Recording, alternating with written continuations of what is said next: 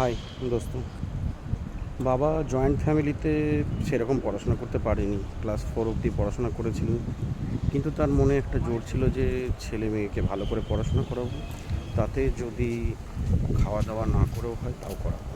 So সেই তাগিদে just আমাদের পড়াশোনা করানোর জন্য যা লাগে সব কিছু দিয়েছিলেন, এবং তার জন্যই আজকে আমি এখানে এসে দাঁড়িয়েছি।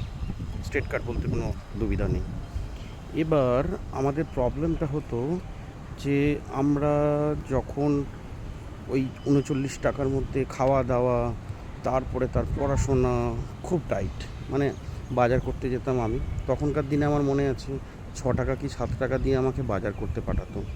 সো বাজারে গিয়ে নিতাম বলতে আলু হয়তো 250 মতো, আর মাছ হয়তো একটা 100 গ্রামের মাছ যদি পেতাম, ওই পয়সার মধ্যে যদি না হতো তাহলে বাজার থেকে দুটো ডিম, তাও আবার ভাঙা দুটো ডিম নিয়ে চলে আসতাম। সেগুলো নিয়ে আমলেট করে ডালের মধ্যে দিয়ে, ওই ডাল ভাত আর ডিম দিয়ে আমাদের দুপুরে খাওয়া হতো। কিন্তু তাতে খুশি ছিল, আনন্দ ছিল। হ্যাঁ, কোনো কষ্ট পাইনি কোনো দিন। কিন্তু আমরা জানতাম যে ওইটাই আমাদের দুনিয়া ছিল। কিন্তু নিজেদেরকে পড়াশোনার মধ্যে কীভাবে রাখতে হয় সেটা বাবা আমাদের শিখিয়েছিলেন একদম। আমার মনে আছে একবার আমি বাজারেতে মাছ আনতে গেছি। বাজারে মাছ কিনতে গেলে আমার খুব জ্যান্ত মাছ কেনার খুব ইচ্ছা ছিল, এবং দেখলেই নিয়ে নিতাম। তো একবার বাবা আমাকে 100 গ্রাম একটা মাছ আনতে বলেছিলেন। আমি বাজারে গিয়ে দেখি ওই মাগুর মাছ একটা জ্যান্ত ছিল। সো 100 গ্রাম ওজন করে আমি মাছটা নিয়েছি, বর্ষাকালের দিন। সো বাজার থেকে আসার সময় রাস্তায় একটা পুকুর থাকে, তো পুকুরেতে আমি ব্যাগের মধ্যে মাছ ছিল, ভাবলাম যে একটু জলে দিয়ে দেখি যে মাছটা যদি জ্যান্ত থাকে তাহলে বাড়িতে গিয়ে বাবা বা মাকে দেখাতে পারবো। সো আমি যেই ব্যাগ থেকে মাছটা নিয়ে আমি যেই পুকুরের মধ্যে দিয়ে দেখতে গেছি, হাত থেকে মাছ বেরিয়ে চলে গেছে। বাড়িতে এসে আমার কি কান্না! মা বলছে কী হয়েছে? আমার কিছু হয়নি, আমার মাছটা পুকুরে চলে গেছে। এইভাবে দেখতে গেছিলাম। বিশ্বাস করবেন না, সেদিনেতে জাস্ট আমাকে ডাল ভাত খেয়ে আমাদের থাকতে হয়েছে। কিন্তু এগুলো অ্যাকচুয়ালি আমার লাইফের একটা জাস্ট এক্সপিরিয়েন্স, যেটা আমার বলতে কোনো दुविधा नहीं। कारण एक्चुअली देखिए, मेरे को ना जहाँ से मैं उभर के आज इस जगह मैं आया हूँ, सो मेरा बैक स्टोरी बोलने में मेरे को प्राउड फील होता है। आई डोंट नो मेरा जो दोस्त लोग जो लोग देखेंगे उनको कैसे लगेगा, बट मेरे ख्याल से ये कोई ख़राब चीज़ नहीं है।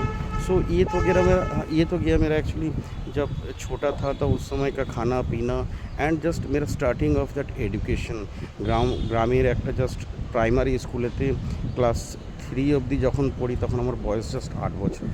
তো বিশ্বাস করবেন না, তখন 8 বছর বয়স থেকে বাবা মার বিড়ির কাজে আমাকে হাত লাগাতে হতো, এবং কিভাবে হাত লাগাতো সেটা আমি নেক্সট এপিসোডে জরুর সবাইকে বলবো।